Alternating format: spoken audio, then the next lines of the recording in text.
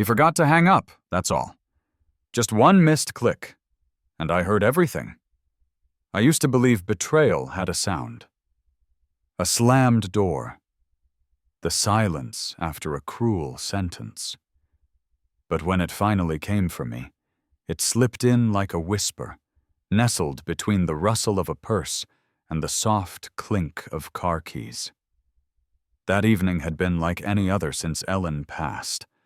I was sitting at the old oak kitchen table, the one I refinished myself the winter Morgan turned 12. The varnish had dulled over the years, and there were coffee rings I never bothered to clean. I'd scraped the last forkful of dry meatloaf into the trash and was pouring my second cup of stale coffee when the phone rang. Morgan's name lit up the caller ID like it always did, with that gentle pang of hope I could never quite shake. Maybe this time it was more than a check-in. Maybe she just missed her dad. "Hey, Dad," she said. Her voice was warm, practiced. "How are you holding up?" "I'm all right, sweetheart. Just had dinner." "About to watch the news," I replied. I didn't mention it was leftovers from 3 days ago, or that I'd spent most of the evening staring at the photo of Ellen on the mantel, remembering how she used to scold me for burning the gravy. "You sure you're eating enough?" she asked, her tone slipping into concern. "You remember I showed you how to order groceries online, right?" "I'm fine, Morgan. Honestly." I hesitated. Though I did have a bit of a scare yesterday. Forgot to turn off the burner under the coffee pot. Smelled the plastic from the living room. She went quiet. I could almost see her forehead wrinkle, the same little crease Ellen used to get when she was trying to decide whether to argue or reassure. "Dad, maybe it's time we talk about getting someone to check on you more regularly."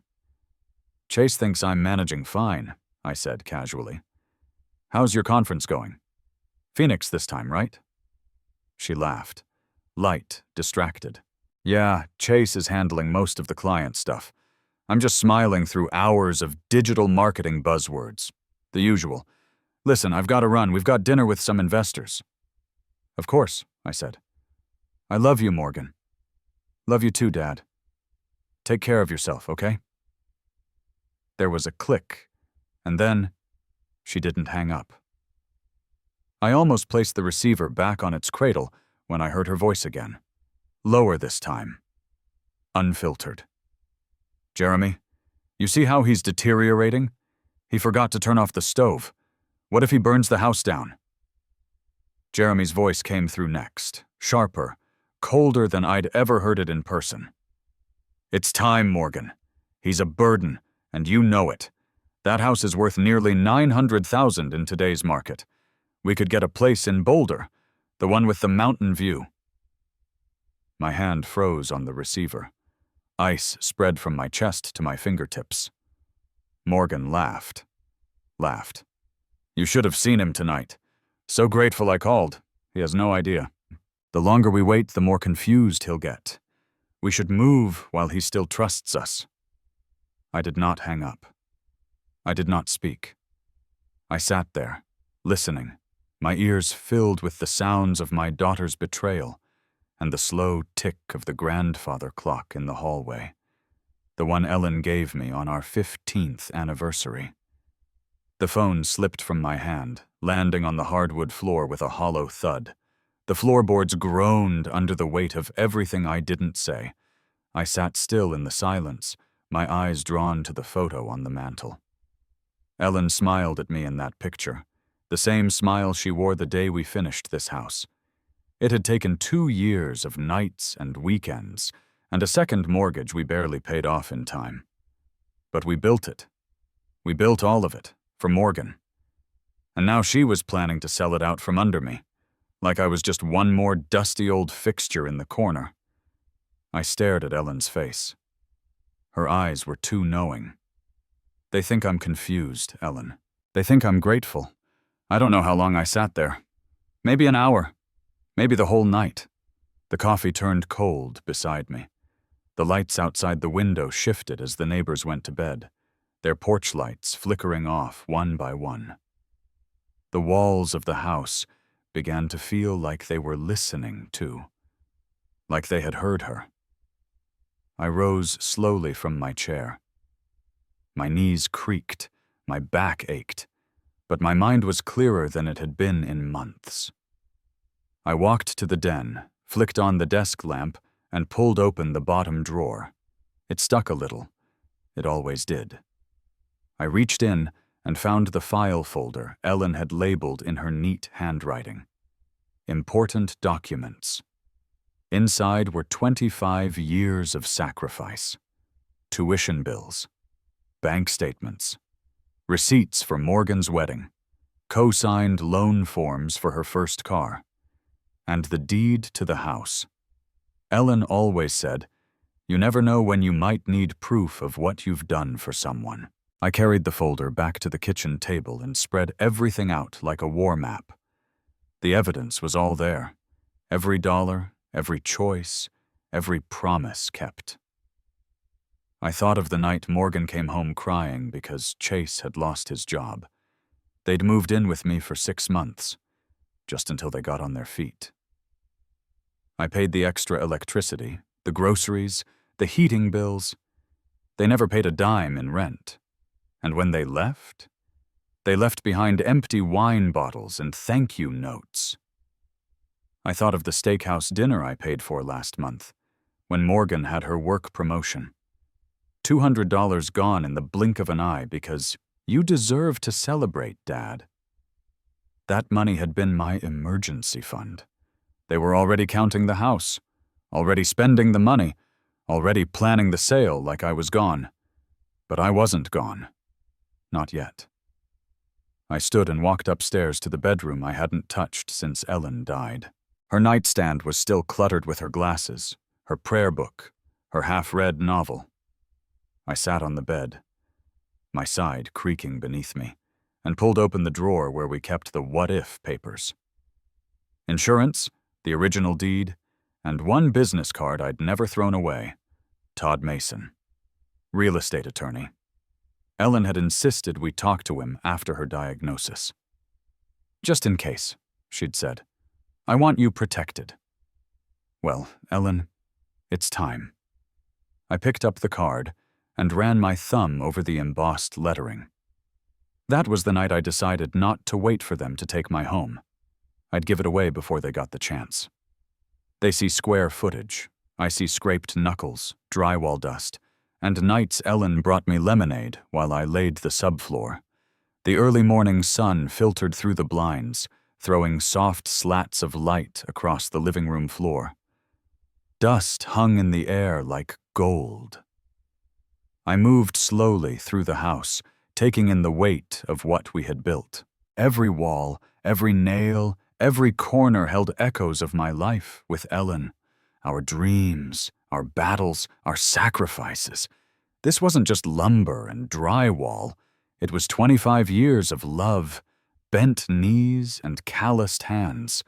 The smell of lavender still clung faintly to the hallway where Ellen used to hang her housecoats. I paused there, letting the scent pull me back to a quieter time, when life still felt linear, still made sense.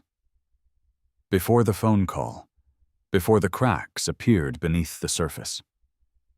I turned the corner and entered the small guest room, the one Morgan had claimed as her own during her teenage years. Yellow paint faded under the window trim, a color she insisted on for her 16th birthday. I remembered staying up late to paint it the night before.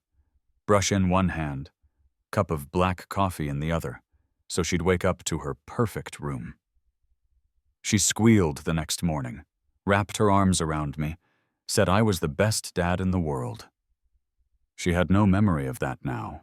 I was just a burden with a faulty memory, and a house they couldn't wait to offload. I opened the attic door with a grunt and climbed up slowly, joints complaining. The air was thick with insulation dust and old paper. Boxes of Christmas decorations, Morgan's old school projects, Ellen's sewing machine, all kept like relics in a museum of a life gone still. I pulled open a weathered box marked Caitlin College, the old name still scratched in Ellen's handwriting, and lifted out a folder full of bursar statements. Tuition payments, meal plans, textbooks, $48,000 over 4 years. Every page bled hours of overtime and Sunday shifts. I sat cross-legged on the plywood floor, folder in my lap, and felt the familiar weight of regret settle into my chest. Not for what I'd given, but for how easily it had been forgotten. Back downstairs, I took a detour through the garage. The workbench was still there, scarred and covered with the dust of disuse. The dollhouse I built for Morgan's 7th Christmas sat on the shelf above, still intact, though a bit crooked now. Ellen had sewn tiny curtains, painted little furniture pieces to match the rooms. "It's just like our house," Morgan had screamed, jumping up and down that morning. And it had been. I modeled it room for room, right down to the little reading nook we made in the bay window. I looked out that same bay window now, and saw the swing on the porch where Ellen used to sip iced tea in the evenings. We had dreamed there, whispered hopes about retirement, about grandkids, about growing old in the house we had built with our hands. The weight of it all sat heavy on my shoulders. In the kitchen, I opened the bottom drawer by the stove and retrieved the manila folder marked House Docs. Inside were the original blueprints, permits, Ellen's neatly organized receipts from the hardware store, and the original deed. The name at the bottom was mine. Mine alone now. I moved to the bedroom, Ellen's side untouched. Her glasses still rested on the nightstand. Her bookmark still marked page 247 in the mystery novel she never finished. I sat on the edge of the bed and stared at the space where she had slept for 33 years. The silence screamed. "Don't give her so much she forgets to be grateful," Ellen had said once. "Love her, but don't let her forget." I had. I gave and gave, until she thought it all belonged to her. But I wasn't broken. Not yet. I walked to my home office and opened the drawer where I kept loose paperwork. Inside was the card, the one Ellen had insisted I keep. I picked it up and dialed. "Todd Mason, Mason and Feldman Law." "Mr. Mason, it's Walter Granger." There was a pause on the other end. "Mr. Granger, I remember you and your wife. I'm very sorry for your loss." "Thank you. I need to talk. About my house. And my daughter." Todd agreed to meet me the next day. I hung up and stood at the window. The dogwood tree Ellen planted in our first spring here was beginning to bloom. Pale pink blossoms, stubborn against the last cold snap. I remembered the day we planted it, Ellen's hands in the soil, laughter rising with the wind. She had insisted we get a tree that would bloom early. A sign of hope after winter, she called it. I pressed my hand to the glass and stared at the tree, at the swing, at the garden beyond. They wanted to sell this. They wanted to erase her. I would not let them.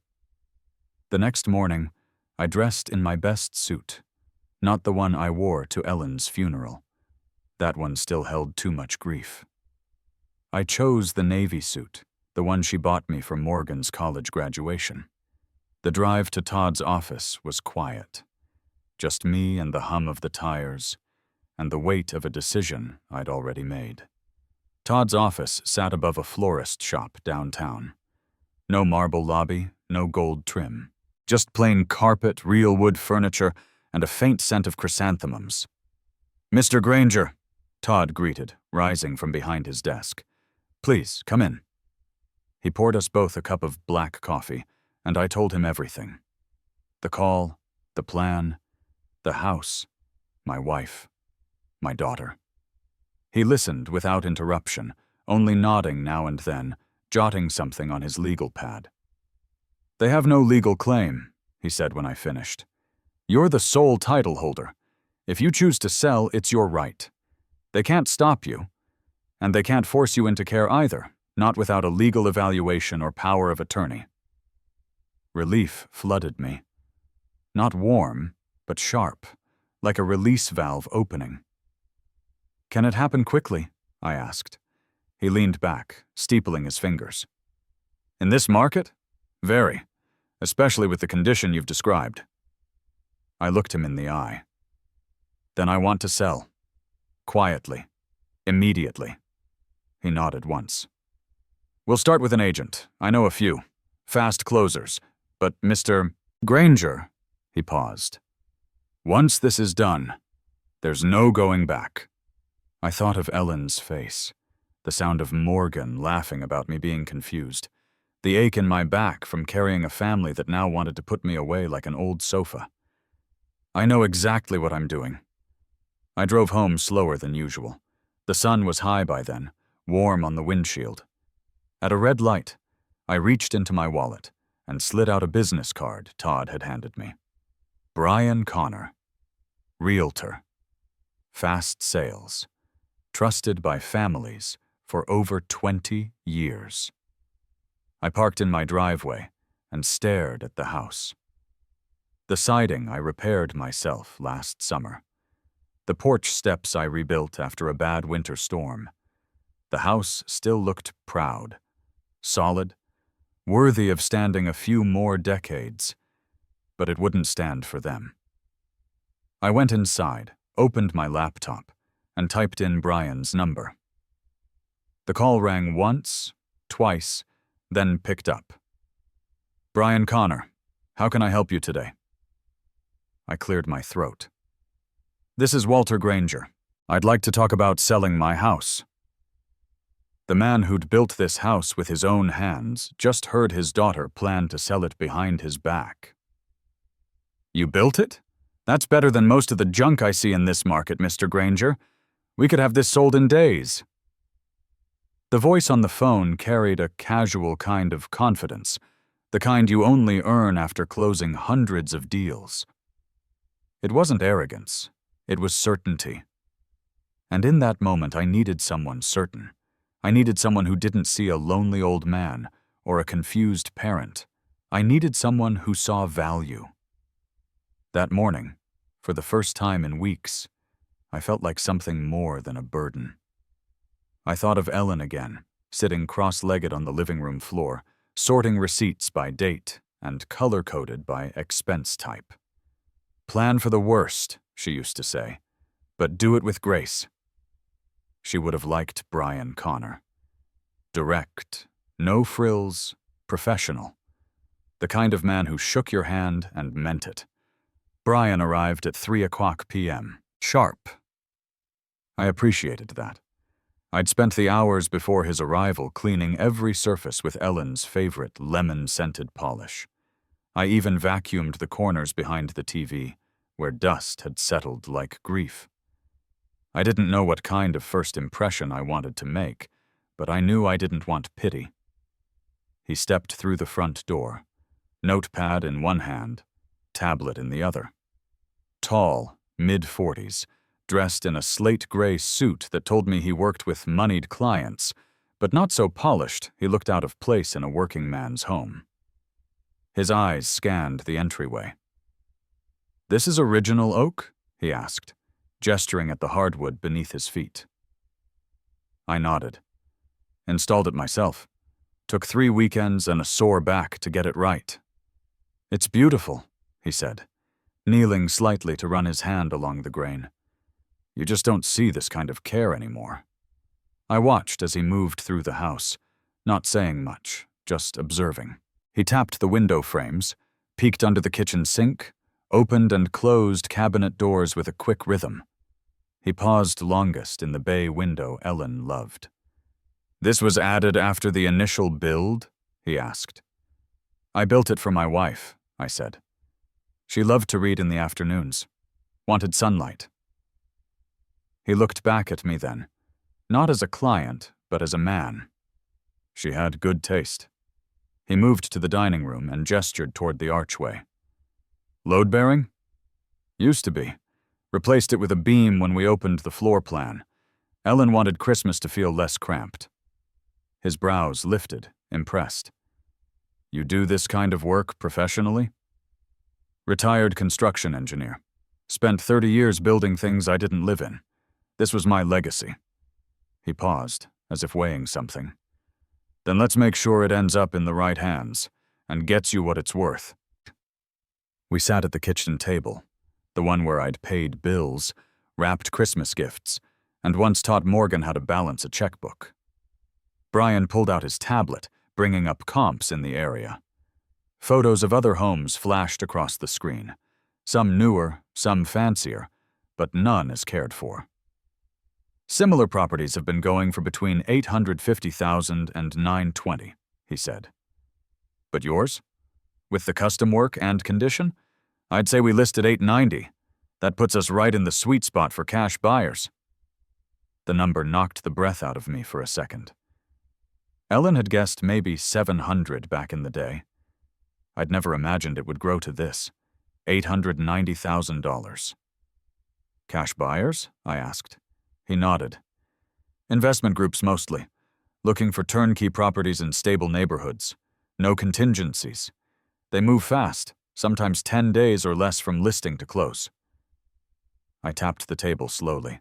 How soon could we get started? Brian smiled. I've already started, Mr. Granger. We spent the next hour reviewing forms, disclosure statements, listing contracts, market prep suggestions. He asked if I needed time to think. I told him I'd had all the time in the world, and none of it made me feel as clear as I did right now. When he left, the sun was just beginning to dip behind the rooftops of Maple Hollow. The light filtered through the bay window, painting the living room in soft amber. I stood there for a long moment, breathing in the silence. Ellen would have stood beside me with her arm looped through mine, chin resting on my shoulder. I whispered aloud, "They're not taking this from me." Later that night, as I washed dishes that didn't need washing, the phone rang again. I didn't need to check the caller ID. I knew the rhythm of that ring like I knew the lines in Ellen's palms. "Dad?" Morgan's voice bubbled with that familiar fake cheer. "You've been hard to reach." "Just been out and about," I said. "Errands." "Oh, good," she said. "Listen, Chase and I had a great idea. We were talking about how you deserve a break, a real one, somewhere nice, maybe with staff."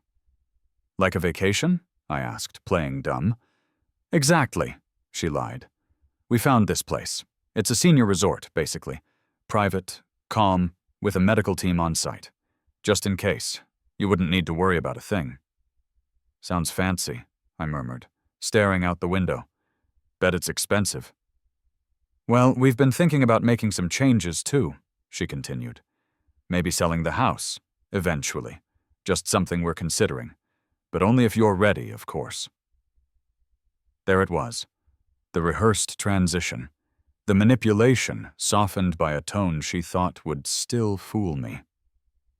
"Actually," I said, keeping my voice even, "I have a surprise for you too, when you get back." "Oh?" she asked, delighted. "What kind of surprise?"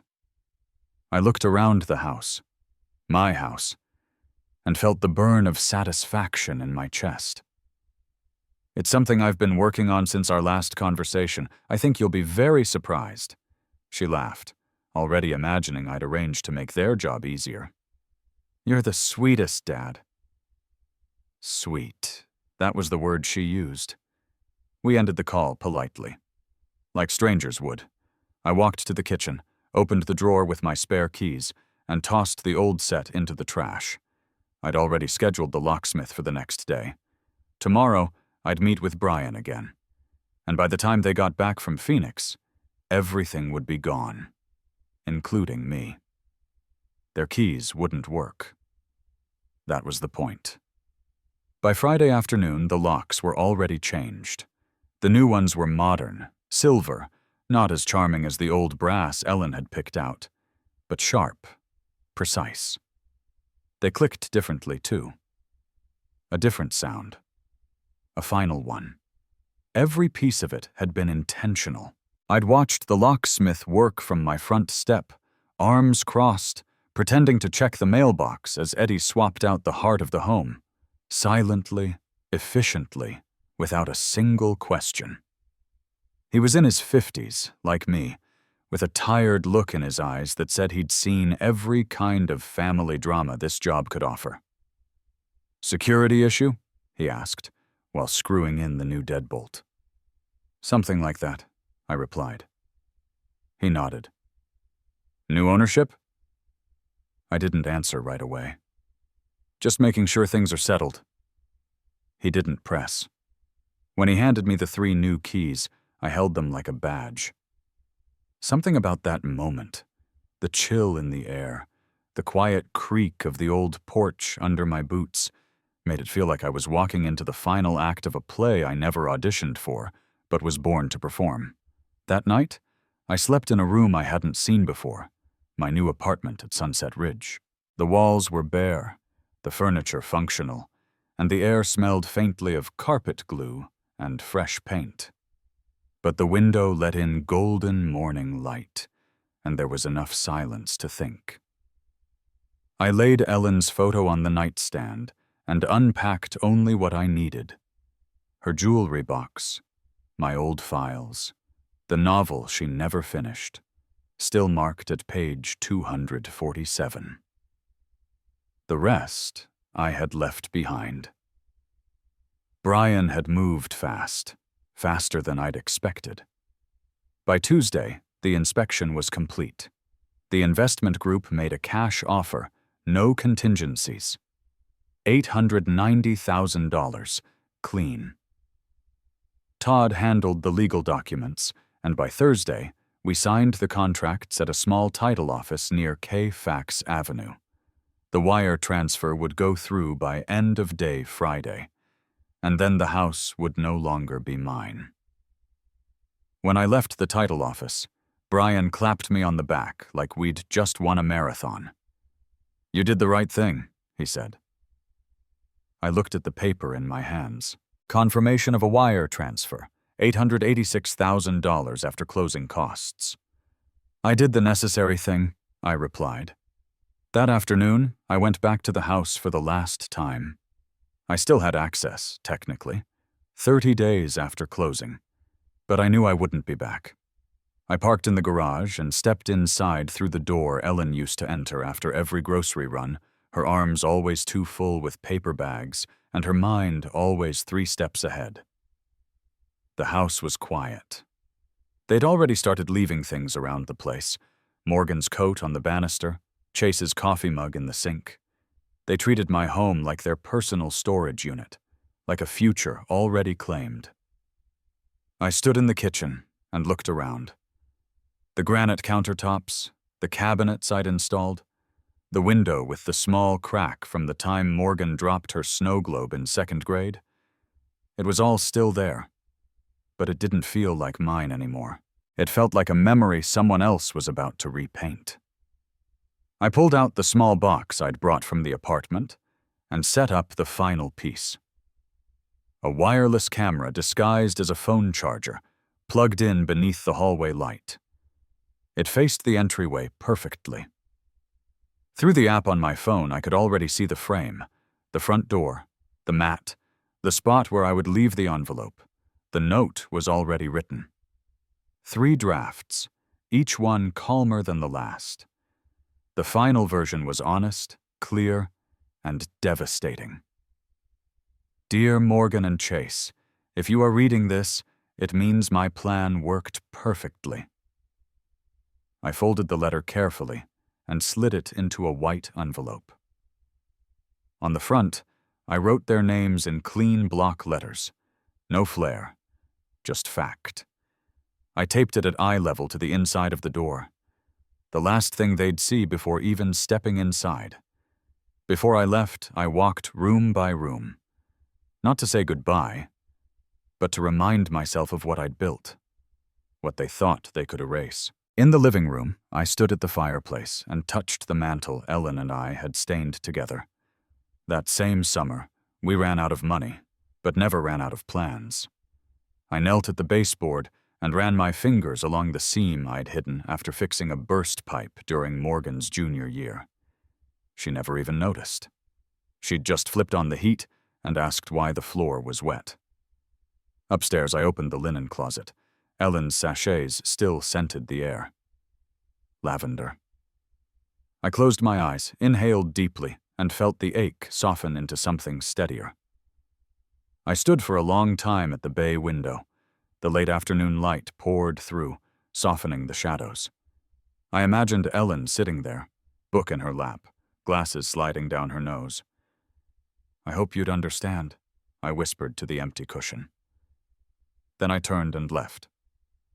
I locked the door with the new key, pulled it out of the lock with a click, tested it again, just to be sure. In my truck, I opened the surveillance app on my phone and checked the feed. The camera caught the entryway clearly. Crisp. Clean. The envelope square in the center. Motion detection enabled. Notifications ready. Back at the apartment, I made myself a cup of instant coffee and stared at the muted colors of my new living room. A rental couch.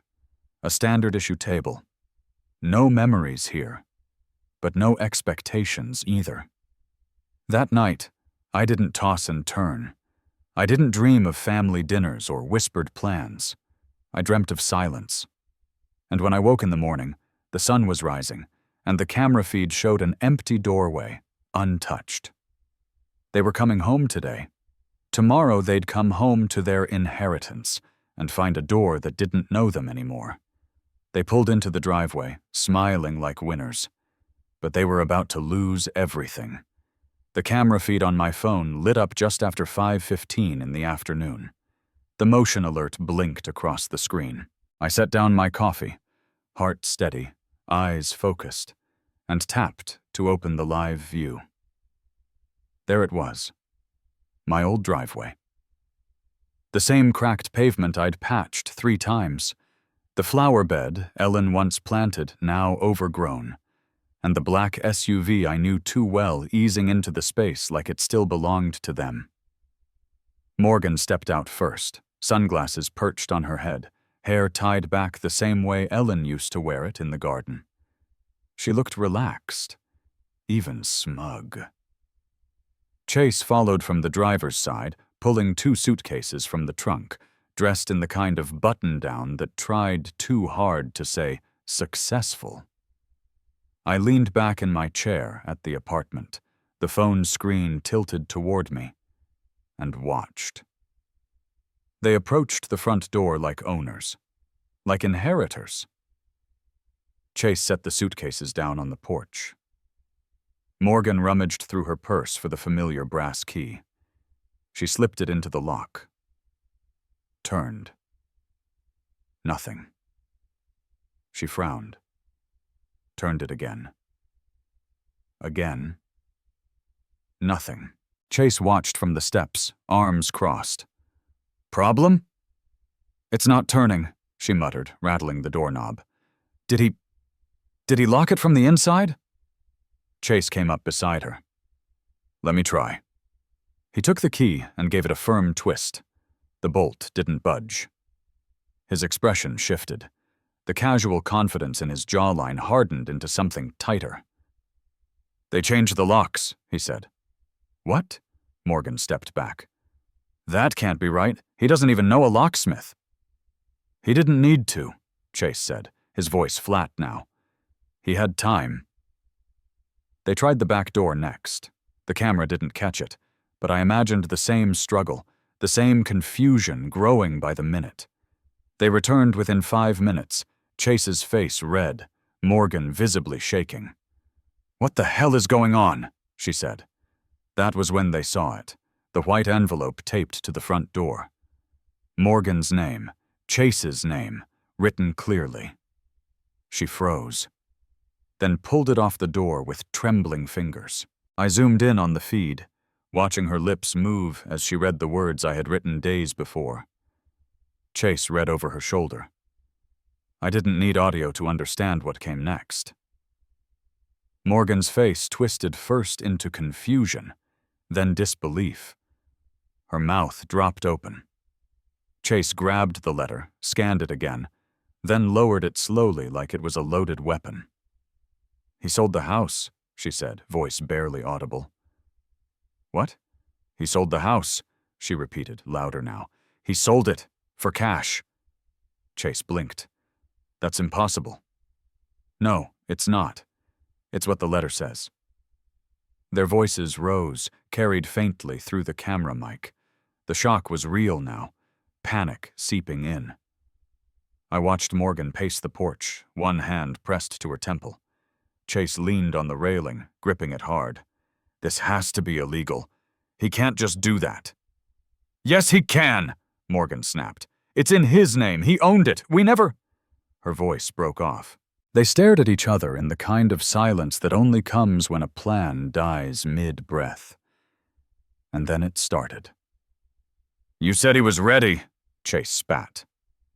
"You said we had time," Morgan shouted. "You said he'd be easy to manage." "I told you to talk to him last week." "And I did! I called him, I checked in, he never said a word." "That's because he's smarter than we thought," Chase growled. Morgan stepped back toward the door, knocking her suitcase over in the process. "I don't understand. He left everything, all our stuff. What about my work laptop? What about our clothes?" Chase pointed toward the driveway. "Your laptop is gone. The house is gone. All of it. It's over." Morgan sank onto the porch steps, head in her hands. I watched from my modest apartment, still wearing the navy cardigan Ellen had knit me one Christmas, and took a long, steady sip of my lukewarm coffee. They had no idea the camera was watching. No idea their collapse was being witnessed by the man they'd underestimated. Chase checked the door one last time, then his phone. "Call a lawyer." "With what?" Morgan hissed. "Do you have any money, Chase? Because I don't." "Don't turn this on me. You're the one who said this would be easy. You're the one who pushed it." Their argument spilled into old wounds. Chase's job loss. Morgan's unpaid loans. The lease on their rental ending next week. Their dreams of a bolder home gone in an instant. I didn't need to hear the rest. I knew that tone. I'd lived through that kind of unraveling before, when my brother lost his first business, when Ellen's cancer came back, when the world shifted under your feet and left you scrambling for purchase.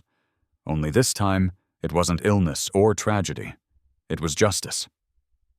Morgan stood suddenly, wiping at her eyes. "We'll sue him.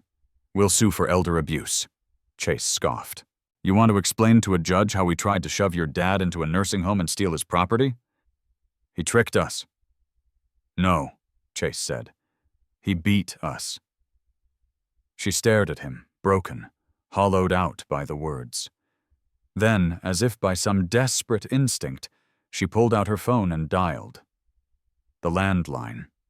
Disconnected. She tried again. His cell, if he had one. There was no answer. Because there was nothing left to say, I closed the feed. The last image, Morgan pacing in circles, Chase sitting with his head in his hands. I had seen enough. For the first time in years, they had no script, no smirks, no backup plan, just the truth and a camera watching it. They didn't know it yet, but the house wasn't the only thing I'd taken back. The money cleared Friday evening, just after 4:00 p.m. The transfer notification arrived like a final chord in a long, unfinished symphony. $886,000. It sat there on the screen of my phone, sterile and digital. But I knew what it really meant. It meant I was free. Free from manipulation. Free from guilt. Free from pretending this family was still what it used to be. I didn't celebrate. No champagne, no toast. I heated up a frozen pot pie and sat by the window of my small apartment, watching the last of the daylight settle over the Ridgeview skyline. Outside, a father and son tossed a football between parking lot stripes, their laughter rising above the rumble of traffic. It struck me how something so ordinary could feel so sacred. The next morning, I went to the bank. The same branch Morgan had insisted I consolidate everything into years ago. "Just easier, Dad?" she had said. "We'll handle the logistics. You won't even have to think about it." I had thought about it. Every day since. Walking into that building felt like returning to the scene of a crime. Same glass doors, same stale lemon air freshener near the teller line, same smug young man in the corner cubicle who once called me the cash cow. But now, I wasn't here to beg for access. I was here to close the chapter. The manager, a cautious, polite woman named Mrs. O'Connell, met me with a practiced smile. "How can I help you today, Mr. Granger?" "I'd like to update my account permissions," I said, "and remove any secondary access, power of attorney, linked cards, everything. I'm the sole holder now." She blinked. "Of course. Do you have your ID?" I handed it over. She typed for a few minutes, her brow furrowing as the list of authorizations scrolled across her screen. I saw the moment she registered what had been done to my finances. Her lips pressed into a thin line. "I see here that your daughter and son-in-law had full access," she said gently. "Had," I repeated. We spent 30 minutes untangling it all. Accounts, auto debits, linked credit cards, even a life insurance beneficiary I hadn't remembered agreeing to. She walked me through every step with patience and dignity, like she understood without me needing to explain. When it was done, I signed the final form. "And now?" Mrs. O'Connell smiled. "Now it's yours again. Just yours." That afternoon, I visited the small church where Ellen and I were married. The doors were open for weekend prep. A janitor swept near the altar while a young woman arranged lilies in tall white vases. I stood in the last pew and closed my eyes. "I hope I did this right," I whispered. In my mind, I heard Ellen's voice. Not loud, not even words, just the feeling of her calm presence, like sunlight through clouds. I left an envelope at the offering box. $10,000. Anonymous. She would have wanted that. By Sunday morning, I was back home. My new home. I rearranged the furniture, set up my bookshelf, even hung 2 framed photos. One of Ellen by the lake, her smile effortless, and one of the house, our house, before everything changed. I wasn't trying to hold on. I was remembering. That's different. At noon, the phone rang. "Unknown number." I answered. "You think this is over?" Chase's voice was colder than I expected. "It is," I said calmly. "It's been over for a long time. You just didn't notice." "You blindsided us." "No," I corrected. "You saw the signs. You ignored them." He fell silent. "I suppose you want to talk about your options," I continued. "Well, I can save you the call to the lawyer. I spoke with mine. Everything was legal. You were never on the deed. There are no damages. And the letter? Pure courtesy." "You lied to us," he snapped. "No. I stopped lying to myself," I replied. He exhaled sharply. "You made Morgan cry." "No," I said again. "Morgan made Morgan cry." The line went dead. I sat there for a long time, staring at the quiet phone in my hand. I didn't feel triumphant. I felt clear.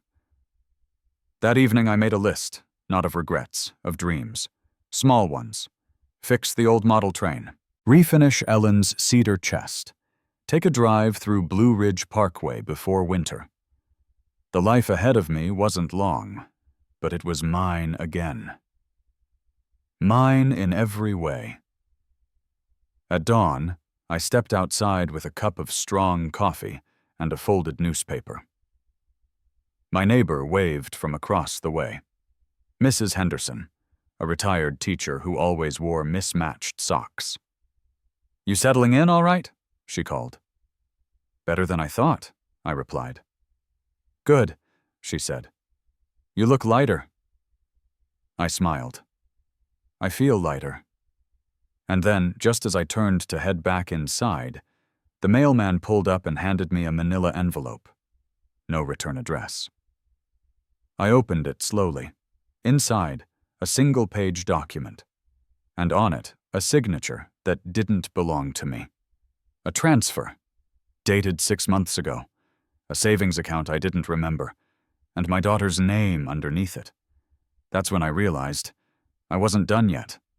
It's a strange thing, the moment you reclaim your peace. It doesn't arrive with a trumpet or applause. There is no banner waving in the sky, no certificate handed out. It arrives quietly, almost humbly, like morning light seeping through a window you once kept closed. For me, it looked like a plain kitchen table, a black coffee cup, and a view of the world no longer clouded by disappointment. I didn't set out to punish anyone. I set out to stop punishing myself. For too long, I let guilt and obligation shape every step I took. I told myself I was doing it for family, for love, for tradition. But in truth, I was enabling entitlement. I was allowing the people I raised to believe that my sacrifice was a given, a resource they could tap into at will. The day I changed the locks wasn't just about the house. It was about changing the locks on my heart, on my time, on my worth. There comes a point in every parent's life when you have to ask, have I taught them gratitude or just expectation? I thought I was teaching resilience. I thought I was modeling selflessness. But what they learned instead was to take, to consume, to assume I'd always be there with a checkbook and a smile. That lesson ends now. When Morgan and Chase stood on that porch and realized the door wouldn't open for them anymore, I hope something deeper cracked open too. Not just frustration, not just anger, but understanding. Maybe not that day, maybe not even that year, but someday I hope they see it for what it was. Not revenge, not spite, a boundary, a father saying, I matter too. I think about Ellen often, about how she'd patch the knees in Morgan's jeans without complaint, about how she'd press Chase's shirts before interviews even when he barely acknowledged her. She gave and gave, not because she was weak, but because she believed in love that gave first. But love isn't a bottomless well. It needs replenishing. It needs respect. She'd be proud, I think, not of the confrontation, but of the clarity. Proud that I finally remembered who I was before guilt took the wheel. Let this be a reminder to anyone listening. It's never too late to take your name back. Never too late to stop apologizing for drawing a line. Never too late to say, enough. In the months that followed, I rebuilt. Not a house, but a rhythm.